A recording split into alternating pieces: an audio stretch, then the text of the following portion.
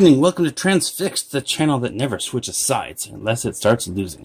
Tonight we're looking at Jetfire.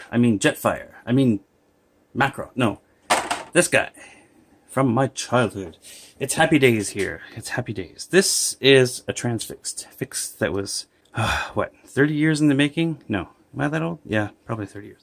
I've just repaired the arm on Jetfire here after many, many years. So let me tell you a story. And let's get this off of here. I was just goofing around. Remember the cartoon? He was like best friends with Starscream. Jetfire was a scientist. And he couldn't figure out that Starscream was a bad guy until after he was thawed out on Earth. And, you'd think you would have figured that out by now. He's a scientist, man. Don't you know your friend? Maybe Starscream wasn't so tricksy and evil back then. I don't know. Anyway, this arm has been reattached. And man, he looks so much better now. It looks as though your arm has been severed and then reattached. What? I've had this guy with one arm for years and years and years, since I was a kid. And now he looks so much more broad and imposing. It's just wonderful. I made a few other changes too. I decided I would pull this guy out and try to restore him a little bit. I've been customizing stuff since I was a little brat, and I didn't do the best of jobs. What I had done is taken some Tester's red enamel paint, and I painted all his legs red. I don't remember why I did that. I obviously wasn't trying to make him look like the cartoon. I think it was because he had a lot of red stickers that I didn't really like, and I thought, well, maybe his legs should be red. I don't know. Don't know what I was thinking. But you can still see some of the residual paint there. Look at all the die cast on this guy. Holy cow. Anyway, so my first order of business before I got to the arm was to try to take off this paint. So I went on the internet and I found a good way to remove paint is with Dettol. Now, I don't know if you can get this where you live, but I did manage to find a bottle of it at Walmart. This is a medical, well, not medical, like an antiseptic cleaning fluid. You can get this at the drugstore. Like I said, I got it at Walmart. I also saw this at the British store that's nearby here. Anyway, maybe it's a British thing. But anyhow, this will remove paint. So what I did is I soaked him in a bath of Dettol, a mixture of this and water. I didn't exactly follow the instructions online, but I should have. I think I left him soaking too long because it doesn't take long for the paint to start softening and become gummy, and it just sort of melts away. You can kind of like wipe it off. But I think I left him a bit too long, because what happened was it took away not only the red paint, but, well, this red paint I didn't want to come off. This is the, oh, no, that's probably my paint too. It also took off, as you can see, all the white paint from his legs, revealing just the die cast. Luckily, this is white plastic. Shockingly, it also softened the plastic. So, if you look here, you can see it's a bit mottled. There, that's where I touched it with my hand afterwards, I think. Yeah, you can see my fingerprint there. So yeah, you want to be careful with this stuff. I left it overnight, which I guess I didn't need to.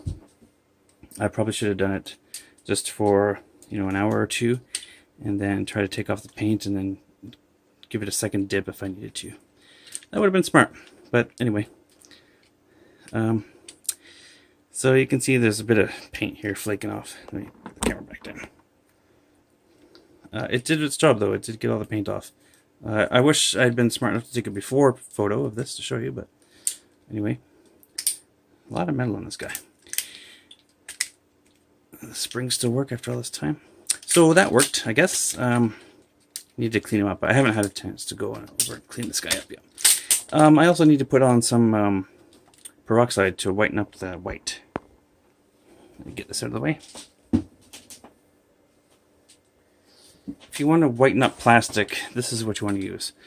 Go to a beauty supply store like Sally and get this, what is this, 4-plex? This is pure white cream, what is this? It's peroxide. This is 40, this is the highest number I think it comes in. So yeah, you wipe a bit of this onto your white plastic, get him in some UV light, which would be sunlight ideally, or if you have UV light, go ahead and use that. And then just clean it up the next day. It works wonders. I haven't done it on this yet, so that's why he's not very gleaming white or anything yet. but he will be. I used it on my Storm Shadow figure, and it worked pretty well. And I used it on an old computer, and that worked really well too. But that stuff will also turn your skin white. I mean, like, not white like I am, I mean white like that background. So, yeah, it's a bit of an irritant. You want to use gloves and ventilation and all that good stuff. Man, this is weird. This looks smooth because of the the effect that that Dettol had. Anyway, now let's talk about the arm. So what happened when mine... Here's the story. I had this guy up on a shelf in my bedroom when I was, I don't know how old. And I decided I was going to vacuum my bedroom, which I never did. You know, I was going to clean my room. I don't know if my mom told me to, or maybe I complained that she told me to do it myself. I don't remember. But for some reason, I was vacuuming my room.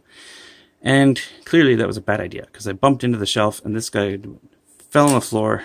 And the only part that broke on him was the die-cast hinge. Everybody's always going on about how wonderful die-cast is. Well,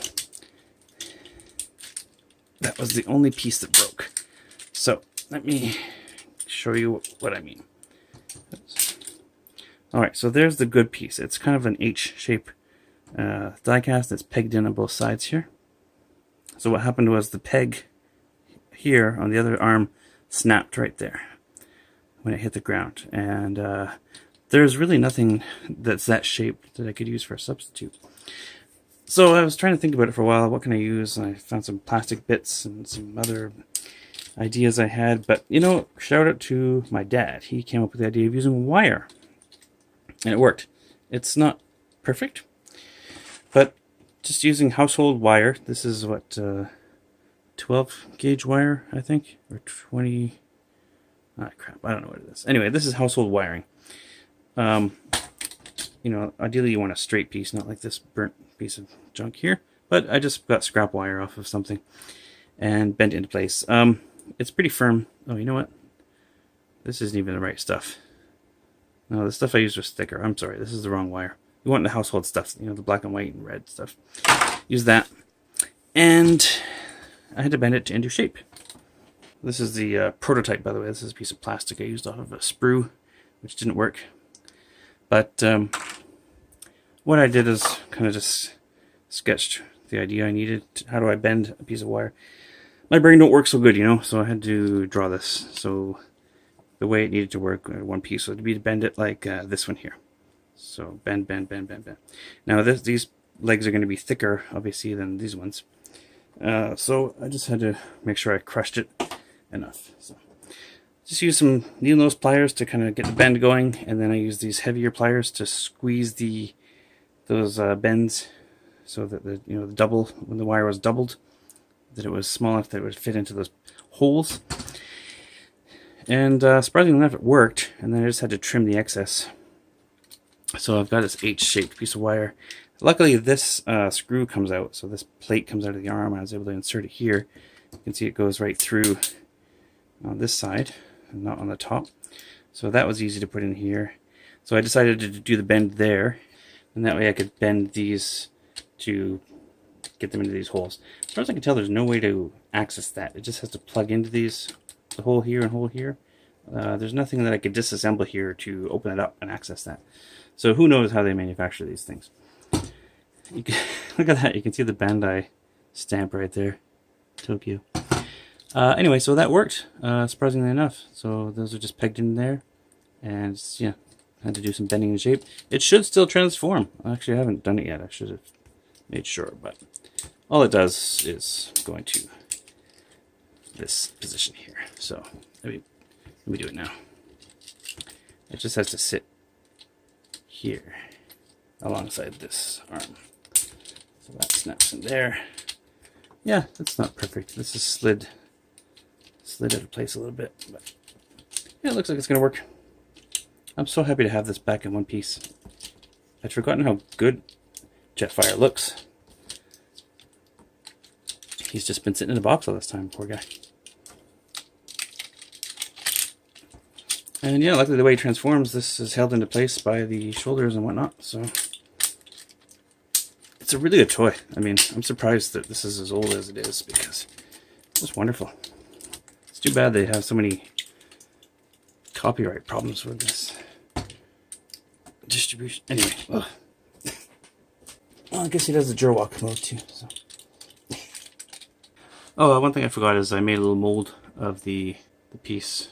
Yeah, I to get this size and length I needed of the wire, I just stole some of my daughter's Play-Doh and I pushed that into the cavity that had to fit. That's how I got the size of wire that I needed. And I just cut it. I cut it a little bit longer than I needed, but almost to that size, and then bent it in place. And yeah, this actually worked as a good reference for me. So. Anyhow, there is Jetfire, for the most part, transfixed. Thanks for watching, and thanks for watching.